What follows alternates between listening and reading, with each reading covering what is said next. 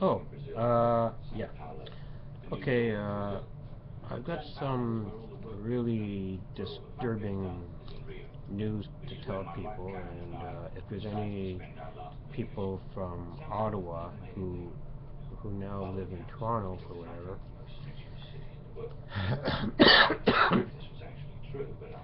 So, 18 years ago today, well, I don't know if it was the exact day today, but 18 years ago, uh, a schizophrenic man was sitting outside CJOH Studios, and I guess it could have been anybody, but you know, Brian Smith, he was a sports broadcaster, and he was a hockey player for the Ottawa Senators.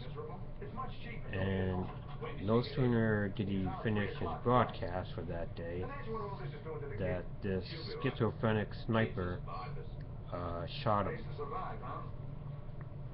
with, you know, so I was living in Ottawa at the time, and prior to that event happening, like, I get these, very peculiar feelings when something goes bad. Don't ask me how, I just get them. You can call it, a second sight, you can call it, whatever you want to call it, but before something tragic happens, something always happens to me.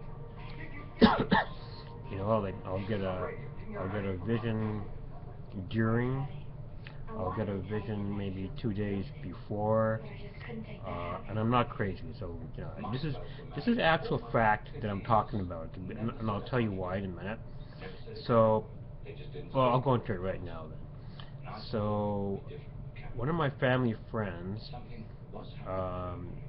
before he passed on, um, I heard him calling out to me. He was saying, "Patrick, Patrick, help me, help me."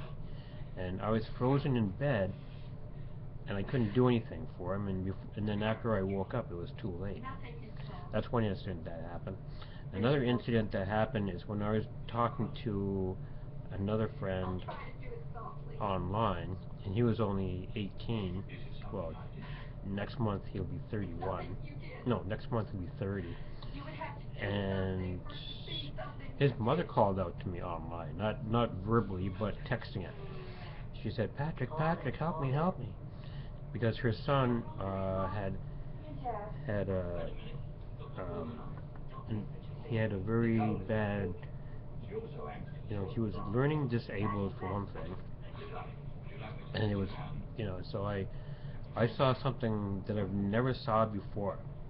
And okay, so back to my first story. So yeah, I wanted to call the station at the time, but something just grabbed me, and I just froze.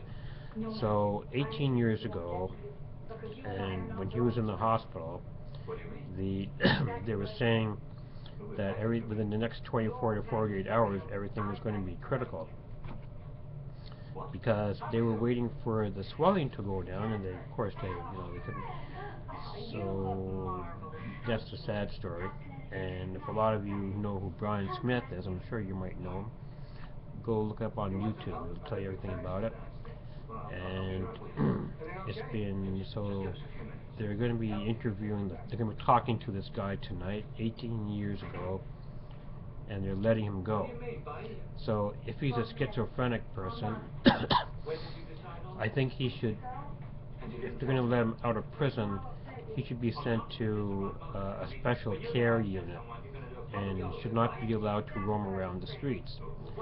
People who are schizophrenic and they go around shooting people, come on, wake up, smell the coffee.